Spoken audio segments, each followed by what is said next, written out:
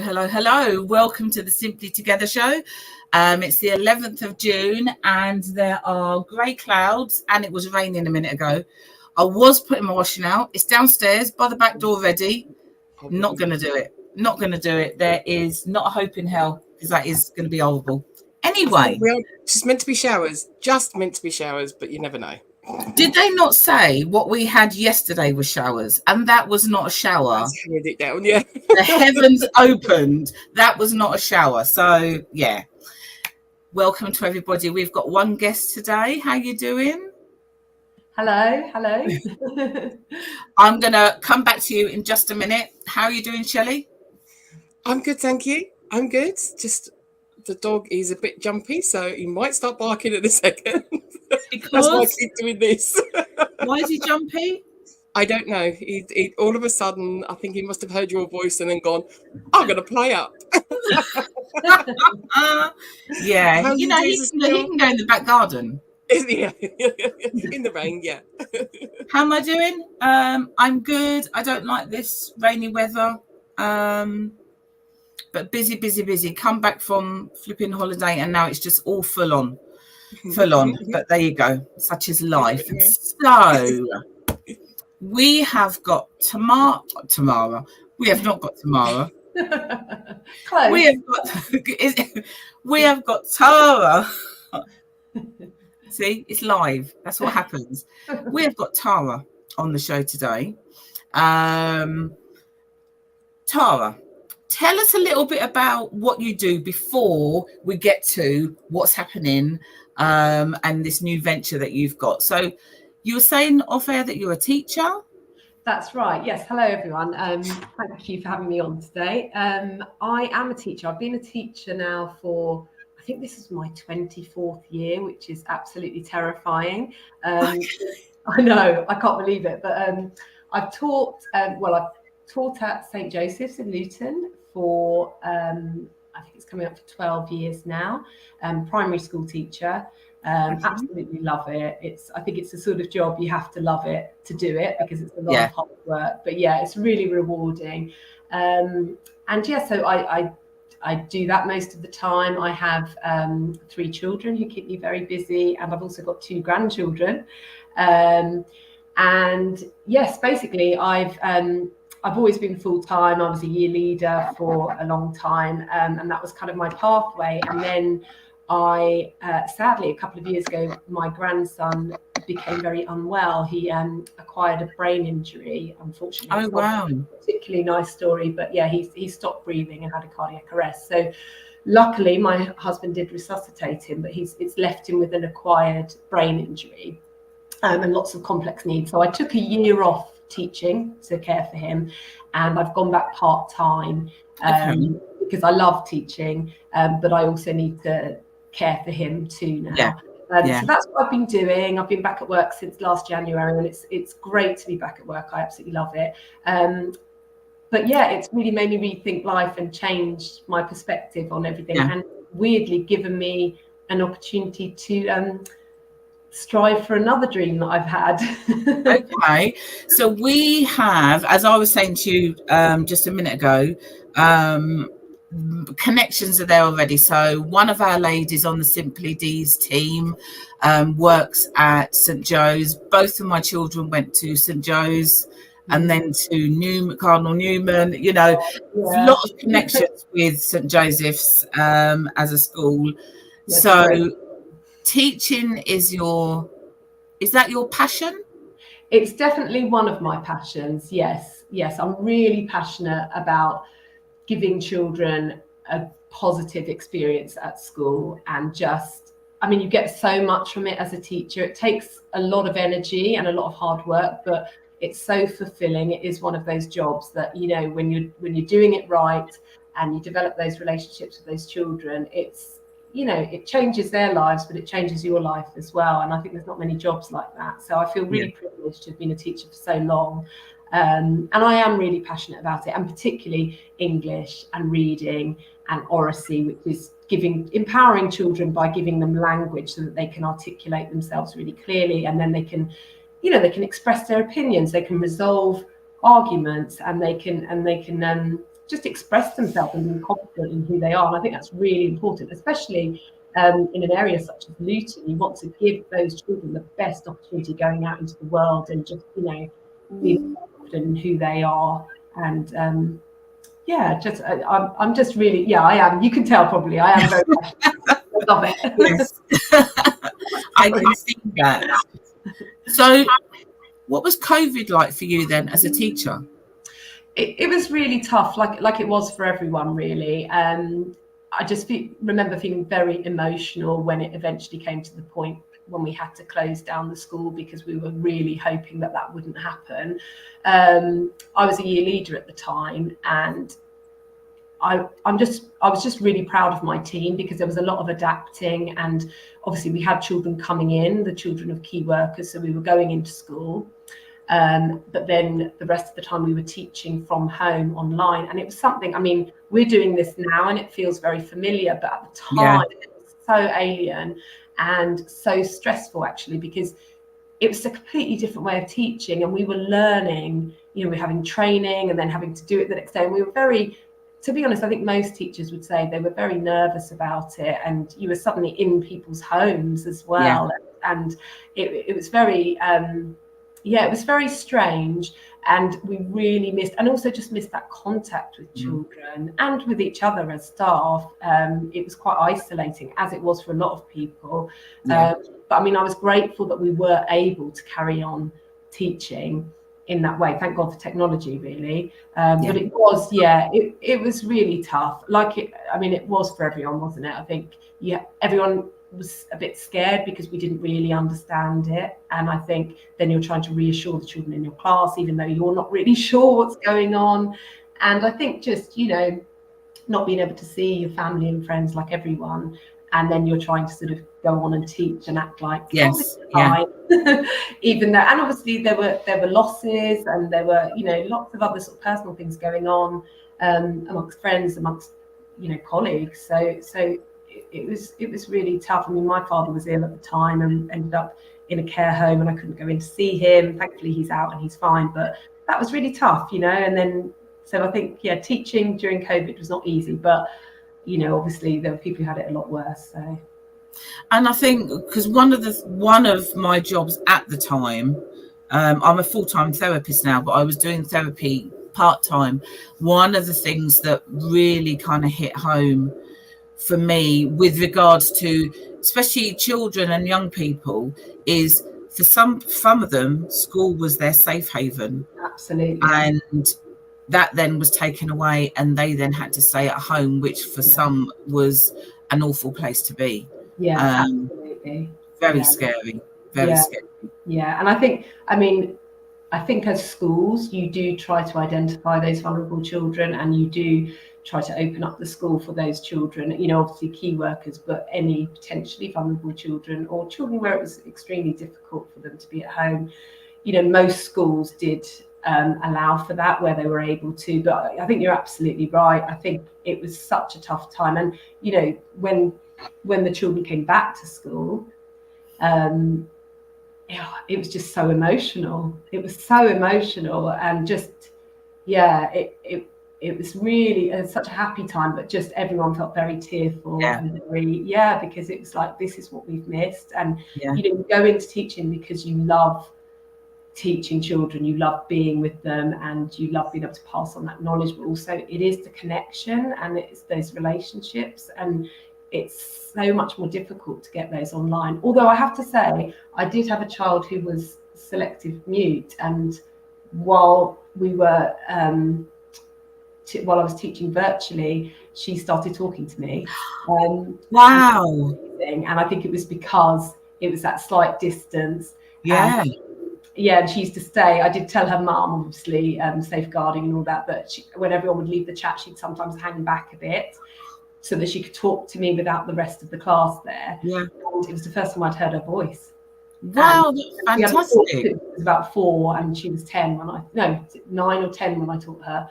And it was, it was incredible.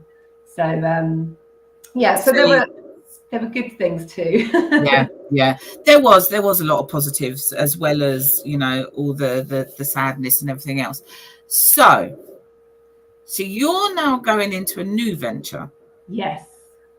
Tell us about that.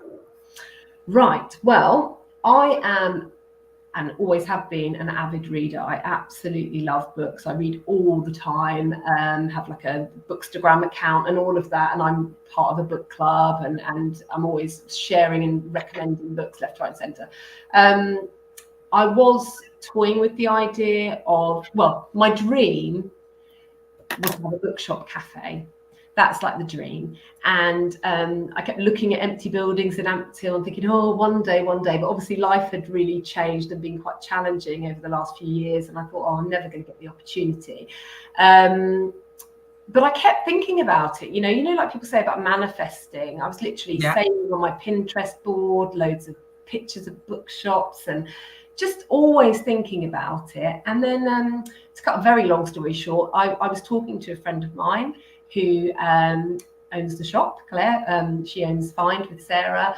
And she previously had a business in the shop where we're going to be based. And an opportunity came up. And I sent her a message, actually, because she'd asked me to run a book club upstairs in Find. And I was getting back to her and I thought, actually, you know what, I will do that. Like, you know, I think I have got time now. So I messaged her and said, oh, if you still want me to do that book club, I'd love to. But weirdly, in a sort of serendipitous sort of situation, my text, either it changed it or I typed it wrong. I wrote bookshop. And I did it in a rush because my friend Viv, who is going to be my business partner, was coming up to walk her dog with me. So I did it really quickly, went off. Claire messaged me like, oh yeah, absolutely, meet me tomorrow. So I met her and was chatting and she asked me about my ideas and I was wittering on about this book club. Oh, we could do this, we could do that. And then she said, oh, you do know that you text me bookshop, not book club. And I was like, oh God. And she said, because I know that's always been your dream. You've always talked to me about it and blah, blah, blah. And I was so embarrassed. And I said, it is my dream. I've really wanted to do that, but I just don't know if I'm in a position to do that at the moment and blah, blah, blah. And basically, she had this amazing opportunity where I could rent that space from her and, you know, have to do a lot of, obviously, stock it all myself and whatever. But she's given me this opportunity of doing this kind of initially pop-up shop till December. And then if it goes well, and if we get the opportunity to continue with the lease, that's what we're going to do. And if not there, you know, obviously we would look for a different space, but I'm praying it will be there because the space is so beautiful. So it's such a weird thing. So this was only just over a month ago. Oh my gosh. I know. And I went for another dog walk, as I do every day with Viv, and said, look, you know, there's this opportunity. I really want to take it, but am I mad? Am I losing my mind? And she said, well, we knew that already, Tara, but no, seriously, she just thought it was brilliant, and she really wanted to come into it as well because she's a lecturer at Luton University, and she loves her job, really passionate about art and design. But equally, I think we're both at a stage where we just wanted something creative and something for us and something new, something we could build. And we're very, very good friends.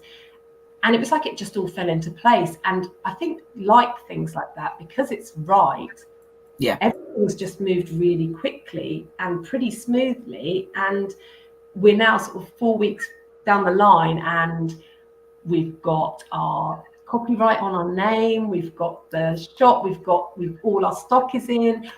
I've been like a magpie on Facebook Marketplace and charity shops, getting bookcases. We've had so many generous people donating us tables, and really love, because I love that kind of eclectic vintage anyway. And you know, I've drafted in my husband to put up some of the bookcases, and my brother-in-law built in some shelves. So everyone's been amazing. And now we're opening on Saturday. And we were going to have vinyl in the back, but that's going to continue as a pop-up shop now. So it does mean we've got the space at the back of the shop. So the way we've organised it is the front is all sort of adult books, and young adult, and then the back is a children's area. There is a seating area, but then there's all children's books, some manga, picture books, baby books, board books. So we're all ready to go, and hopefully we're going to build on that. And and have lots of events, particularly over the summer, because we're going to start a soft opening. So we'll be open all weekend, Saturday, Sunday.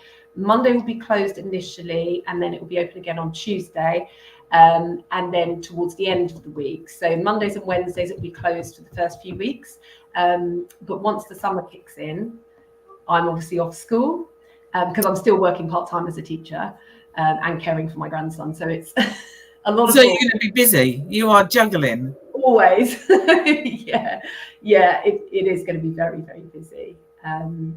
But yeah, I've just got so many ideas for where I want to take it, because I think, going back to your question about COVID, I think what people have missed most and what they realised is, as humans, we need connection, don't we? We need that contact with humans and conversations.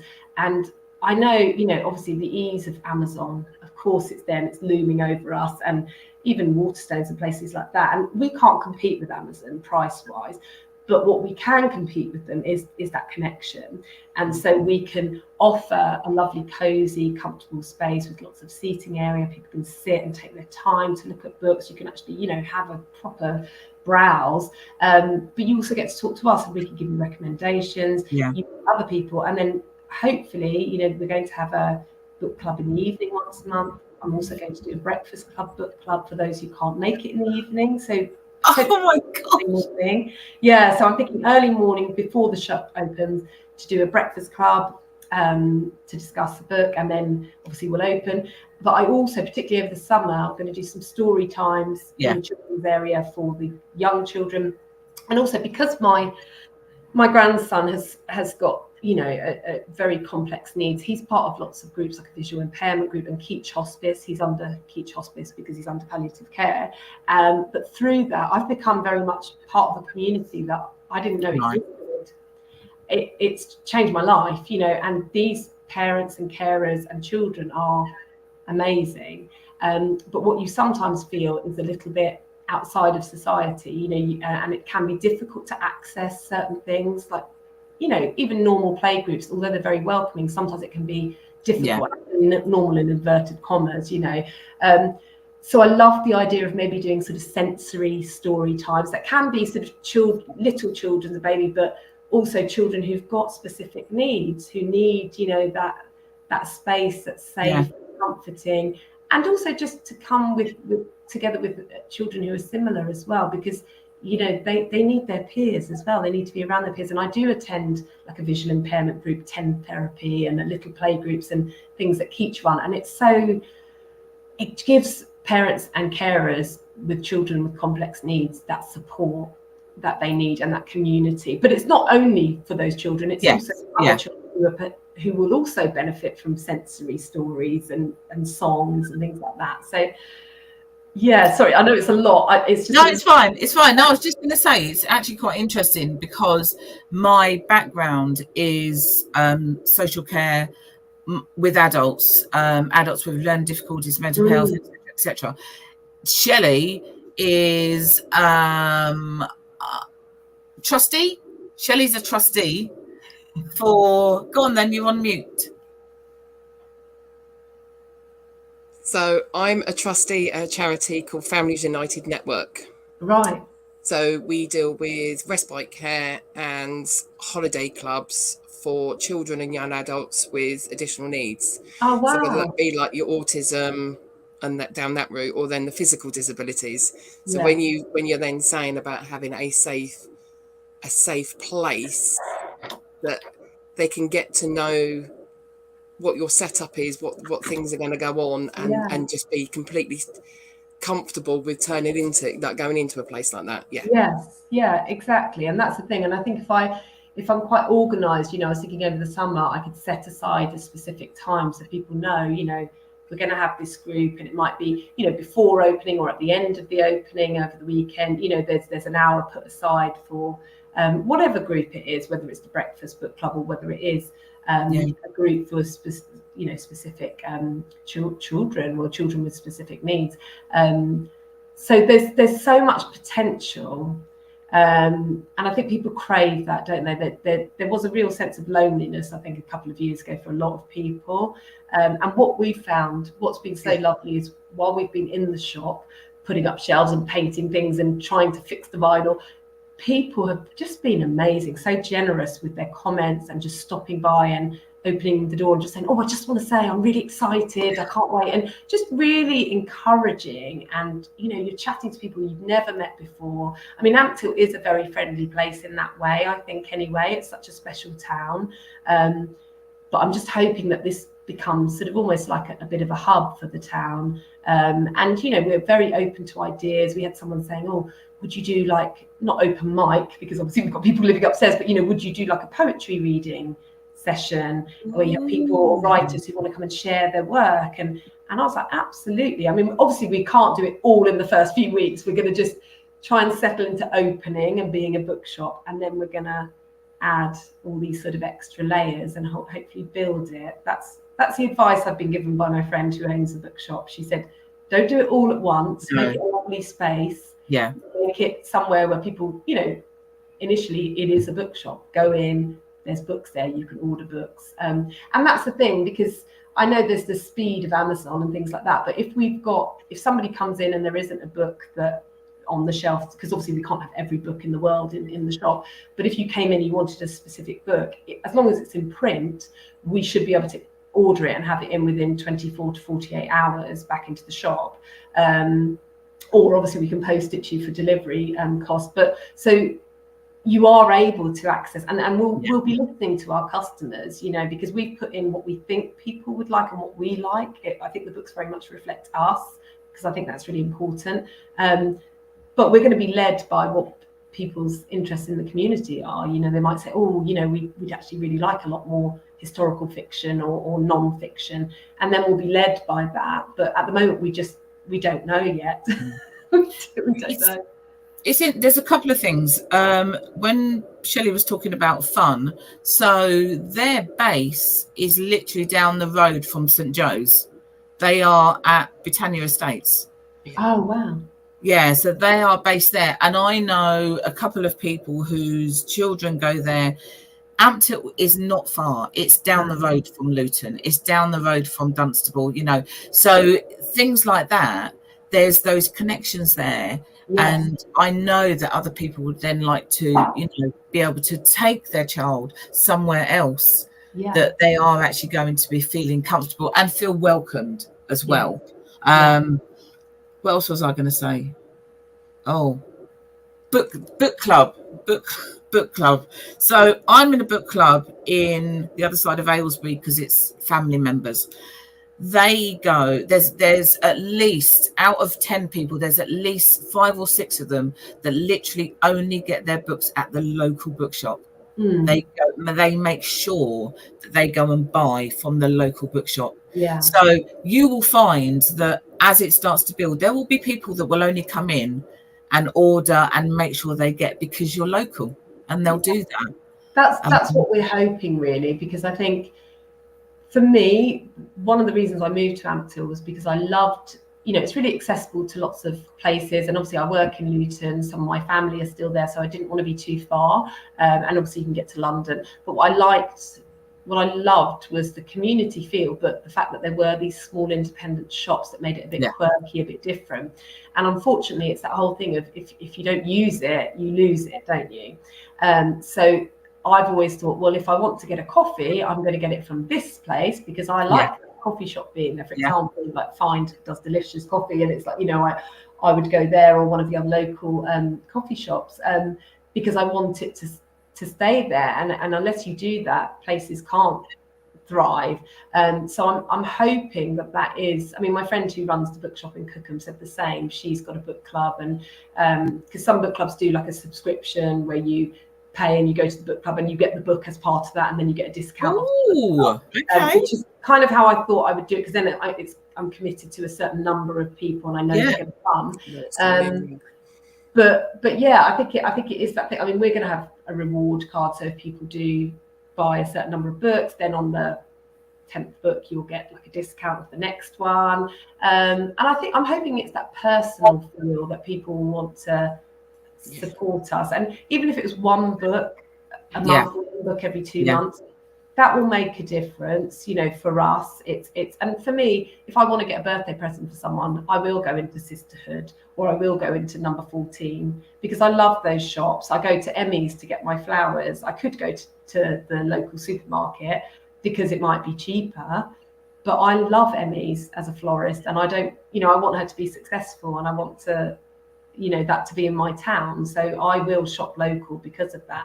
Obviously, I'm not saying I never buy anything from Tesco's, or I never buy anything from Amazon, or, you know, that sometimes you do, and it's the ease, and of course, but even if it's just one part of your shop, it doesn't have to be everything, but one would make a difference, I think.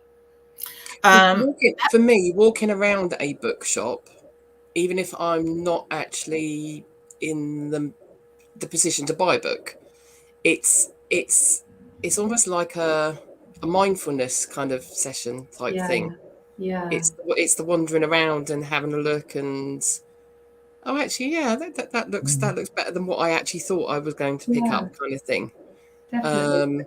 It feels quite soothing, doesn't it? And quite relaxing. And I think then it also, if you're unsure of a book, you can have that conversation with the person working there. And they might say, I read that. That's fantastic. If you like this book, you'll like that. And I've often bought books because of recommendations from the person working there.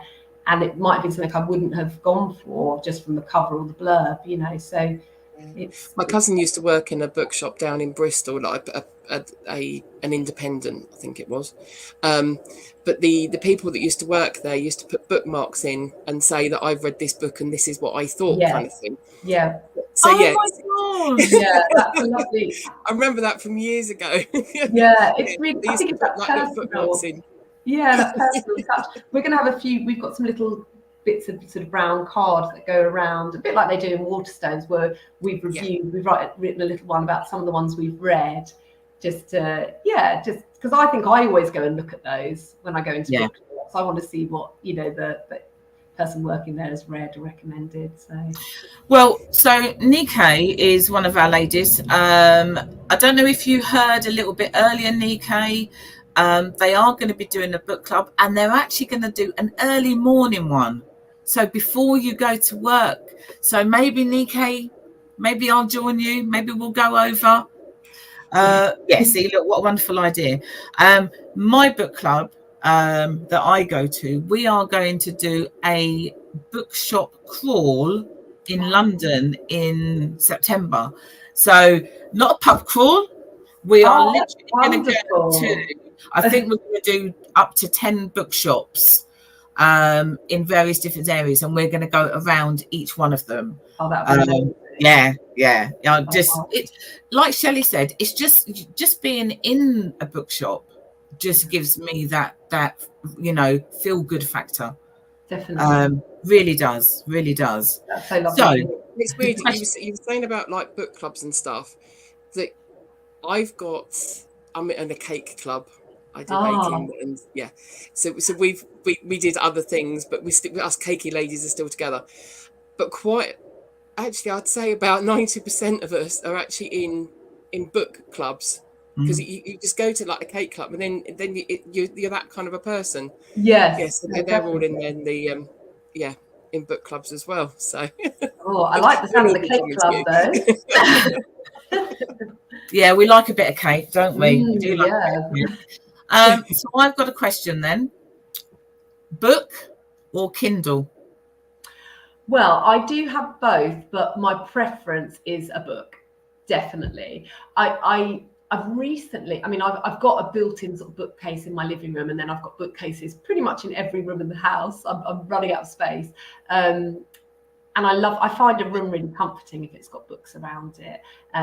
So I do love the feel and just the smell of the books. I know that sounds a bit strange, but you know, I get that. Isn't it? I remember getting Catch You in the Rye from my mum when I was about 13, and it just reading it at Christmas, and then that smell.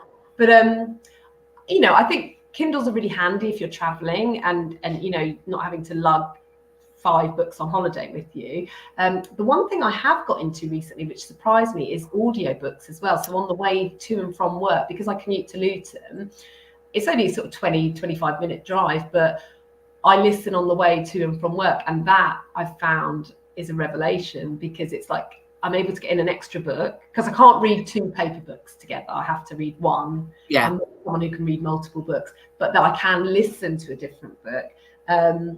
But only really in the car, because if I'm at home, I get distracted and then I miss like a chapter, or I fall asleep if it's at night.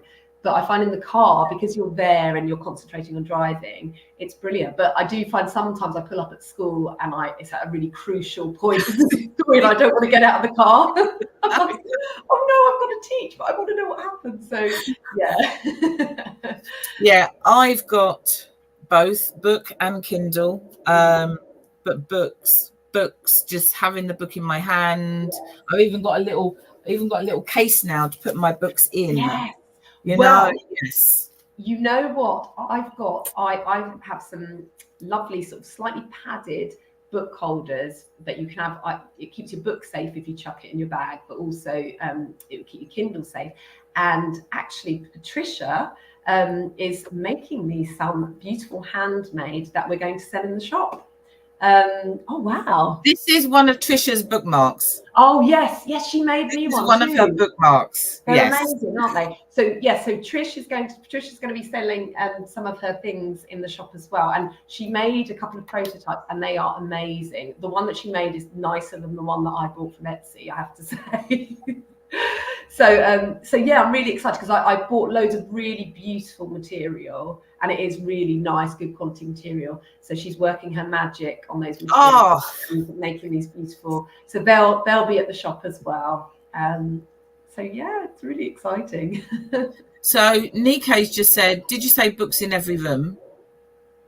Yes. So yes, books in every, even in the toilet, in the bathroom. Maybe not there. No, I draw the line at the loo. Do you take a book in the bath when you're going in the bath? You know what? I used to. I haven't had. I obviously do wash, but I don't have a bath very often because I've got equipment in there now for Tom. So I tend to have a shower. But no, I used to get in with a nice drink and a candle, and then. But although I'd always have to have the towel there because I was always getting it wet, and I didn't like that. Yeah. I don't take my books when I'm in the bath. I don't like them getting any steam and yeah. You don't want to go simply. Yeah, no, I know. And are you because you showed me that bookmark from Patricia, but are you someone who always uses bookmark, or do you turn the page? That's the big thing. Or to be honest, I do a little bit of both because I've got numerous bookmarks dotted around the place, and if I then can't find one, I might turn the page. But it also depends on what the book is. And I find if I'm not enjoying the book, I'll turn the page. Yeah. You don't like it, so you abuse it. Yeah, it's a bit. Yeah, it's a bit like that. But and I've got bookmarks galore, and and you can never find them. You end up using a receipt or your glasses or something. Well, see, I've put them in this bag. You see, in this case, because I've got little one that goes over the corner. Oh, that's lovely. That's very pretty. Resin ones that are made out of resin, and then I've got one of those metal ones that you hook over the. I've got loads, absolutely loads, because I love a book. Nike said she doesn't like her Kindle. She's definitely a book or Audible. I haven't started on the Audible, but everyone keeps telling me. So I think that's next. That'll be next. I'd recommend it. Okay, so opening on Saturday. Yes. You are based in Ampthill High Street. Yes, it's called Bedford Street, so it's just by Bedford Street. Yeah, Antique Emporium, and we're open 10 till 5 on Saturday, and then 11 till 4 on Sunday. Okay, and then you're gonna be open when? Well, the first week it will be Tuesday, Thursday, Friday. We're going to be closed on Monday and Wednesdays to start with, but that's just a few weeks before school breaks up. Right. And once schools are out, we'll be open pretty much every day. I think the day we're going to choose, we're still sort of pinning down a few finer, the final details. But if we are going to be closed, it will potentially be a Monday because lots of shops are closed on a Monday around town. So it makes sense for it to be the same. But we're constantly updating our social media because we need to meet, because Viv works at the beginning of the week at the moment, I work at the end, and we're meeting somewhere in the middle and do lots of WhatsApp messaging. So we're going to pin down the final details, and as soon as we know for sure, we're going to let people know. And there will be a sign in the shop that will have our opening days for that week. That may potentially, occasionally, the hours may change slightly depending on, again, like I've said, I'm a carer for Tom, so occasionally it might vary because of appointments, but generally we'll be open consistently. And we'll make it sort of obvious once we've pinned it down. And you're going to be called Lucky Hare Books? Yes. Yeah. Because where did that come from? Right. Well, it's a lot of people have asked if it's to do with the golden hare, because I don't know if you know the story of the golden hare. With so there was a really famous book written by Kit Williams in 1979, and he wrote what was it called again? Masquerade. That's it. And it had lots of treasure, a sort of treasure hunt clues written in it for people to find this golden hare, and it was found. The whole country went into a bit of a frenzy about it, and it was found in Ampthill Park. And there's all sorts of other stories linked to that. And so hares have always been, obviously, since then, very sort of significant to Ampthill. And there used to be a beautiful art shop here called Golden Hare Gallery. Yes, there was. Yes. Up the yeah. From it. So it is a bit of a nod towards that, because I thought it ties in really nicely with Ampthill. But mainly, there's a few reasons. So I love hares anyway. And when Tom was in hospital, he really reminds me of a little hare. It's his eyes. And when he was very ill, I was in Addenbrooke's and I saw a necklace with a hare on it running.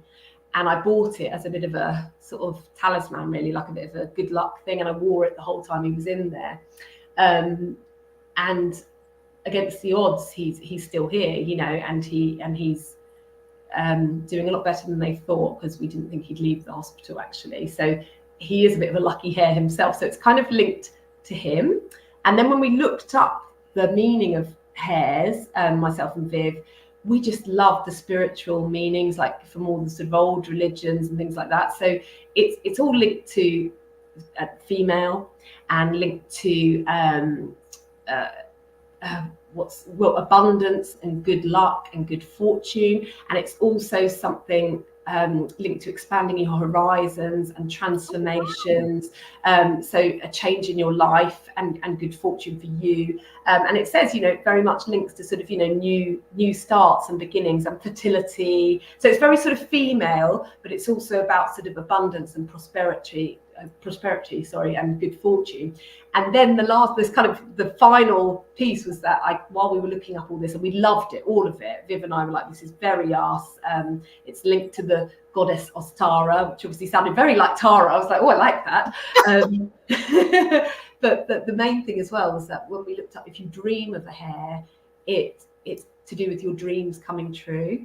Wow. And we just thought, that's it. And we both said, like Viv sent me, she'd been doing a bit of research on it, and she sent it, and she said, we've got to have this name, and we've got to have a moon, because it was a moon gazing hare, and how it was all to do with women and just that positivity and new starts and transformations. And when it said about your dreams coming true, I just thought, this is it. This is my dream and Viv's dream, and it's coming true, and I can't believe it.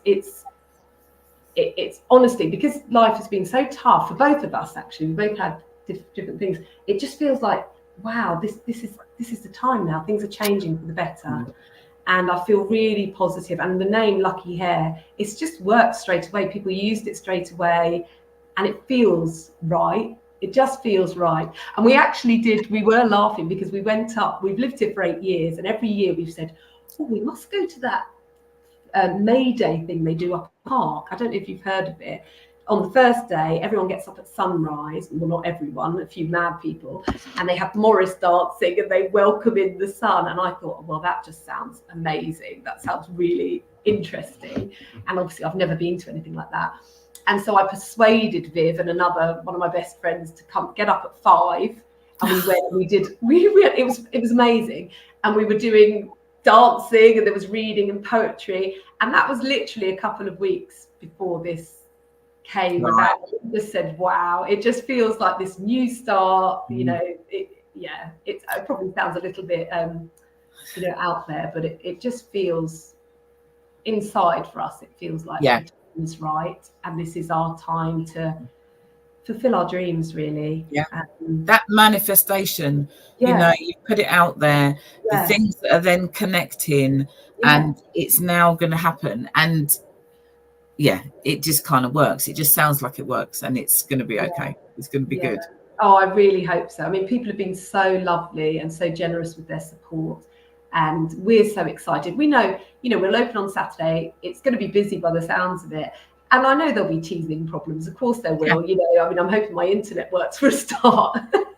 But, there will be little tweaks and changes, and we might run out of books on the first day because there's so many people. Who knows, but we feel like we've got the support of the community. We feel like people are rooting for us, and that's so amazing. And it feels really, really special and really lovely. And we just hope that we can, do the best we can for Ampthill as well, and for our community, and just make it somewhere that people are really proud of and really excited about. And that's what we like, and that's what we do here. It's about community. And we're based in Luton. That's not our only community. We have communities around. Ampthill is somewhere that I've worked on and off for about 20 years. So, I know Ampthill very well. It's part of my community. So yes, and having a book, just the thought of a bookshop there is just like, Oh, thank you so much. Thank you. It's so lovely. Okay, so what we'll do is we will continue to share on our social media pages. We'll share it on our own ones as well. And just keep us updated. Let us know how you're getting on.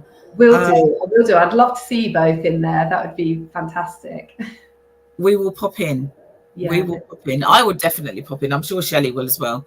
Oh, amazing. Thank you. And thank you so much for this opportunity to talk about it. It's been you're welcome. You're welcome. Don't disappear, because we've literally just got one more thing to do before we go. What have we got, Shelley? It was just to remind everyone we've got our community Zoom on Thursday. Everyone's welcome. There's no one particularly coming in, I don't think, for this time. So it'll be just a general chit chat, catch up, see how everyone is. If anyone's got anything that they want to share, then please do either come on one of our shows or come on one of our community Zooms. We have them once a month, and you can share them with the group. As I said, it's all about community, everything that we do. So yes, that was the only thing that we've got kind of coming up. The other thing, like towards the end of the month, was we I think there are still a few tickets left for that Melina Pearl that we've then got at the Hat Factory. That's then one of our friends, Generative, is written. So look on the Culture Trust website and get your tickets for Friday the 28th of June, starting at 5:30. Doors open 10 past 5, something like that, but it's actually starting at 5:30. If you turn up late, then you turn up late and you don't get in. 5:30, people. It starts at 5:30. You have to remind people because they just dawdle along. 5:30. So yes. Wonderful. That's what everything. It's all on our web pages. It's on our Linktree. It's on Facebook. It's on Insta and anything else that I then put stuff on. So, good luck for Saturday. I think it's going to be absolutely brilliant. Keep in touch. Come and join one of our community Zooms. On one of our Thursdays. That's fantastic. Let us know about the book club when you do decide to start that. I'm sure me and Nikkei might want to come down. It depends how early it is. Depends how early. But yes. But that could work. That could work before work. And anyone out there, just let us know. Let us know if you're watching on catch up. say hello. If you want any details about the bookshop that's opening up, let us know. Just say hi. It's in the comments, and it's even got the Google Maps link as well. So if you're not quite sure where it is, brilliant! Wow, you're amazing. I need some help with all this technological side. I don't know how to do Google Maps. Shelley does. Shelley does all the IT stuff. Right. I'll be calling you, Shelley. Right. So we will be back next week, 12 o'clock as per usual. So see you all then. Take care. Bye, everybody. Bye. Don't disappear. Don't disappear.